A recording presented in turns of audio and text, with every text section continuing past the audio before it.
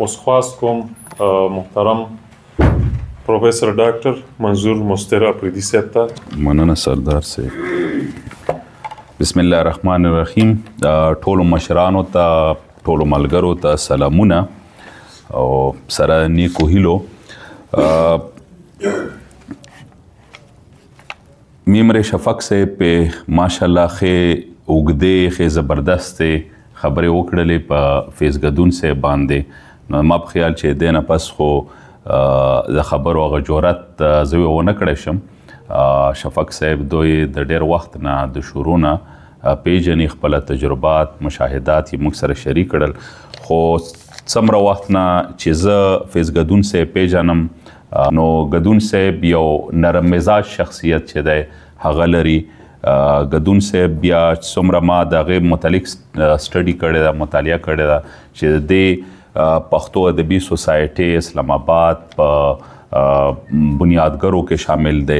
دې ته چې کوم وده ورکول دي دغه سوسایټۍ ته خلکو سره رابطې کول، دلته پښتانه را جمع کول په د پلیټفارم باندې د دغې چترۍ لاندې، یقینا چې پکې د ګدون صاحب ډېر زیات خدمات دي.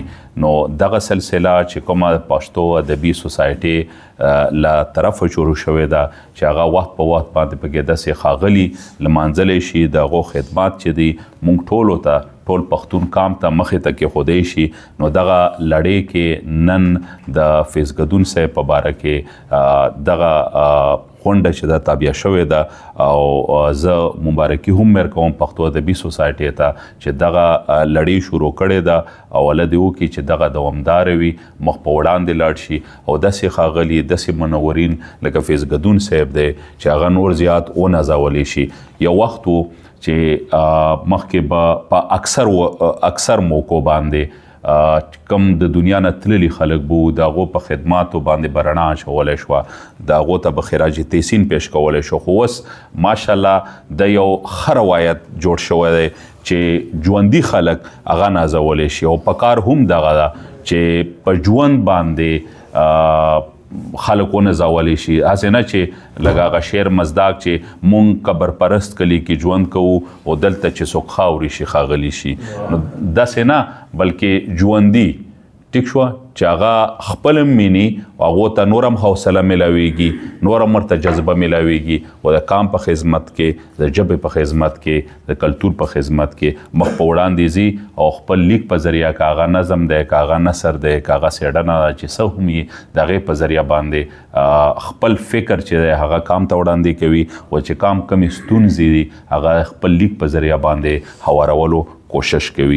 نو خوشحال یو په دې باندې چې فیض ګدون صاحب ورځ چې ده هغه نن لمانځلی شي. دې نه پس خپل یو کلام یې ته وړاندې کړم چې په نیمه شپه کې رانه چرته لاړې او خوب راغلی وې خو بیرته لاړې او دا ترقي شوه په نقصان بدله. احساس صاحب دا ترقي شوه په نقصان بدله د کارخانو دوړې چې غر ته لاړې.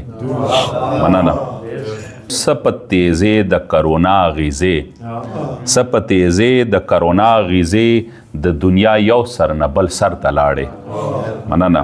او د ننګرهار کابل او خوست نه شروع، د ننګرهار کابل او خوست نه شروع د جنگ شغلې اوس پېښور ته لاړې.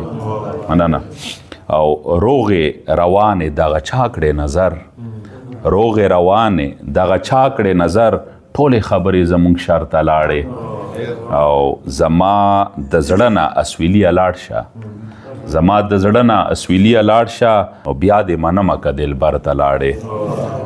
مننه. او مقطع چې درته یاد شوی دی مستره کلی، درته یاد شوی دی مستره کلی اسلام آباد نه چې خیبر ته لاړې. مننه. مهرباني. مهرباني. ډېره زیاته مننه پروفیسر ډاکټر منظور مستر اپریدي صاحب.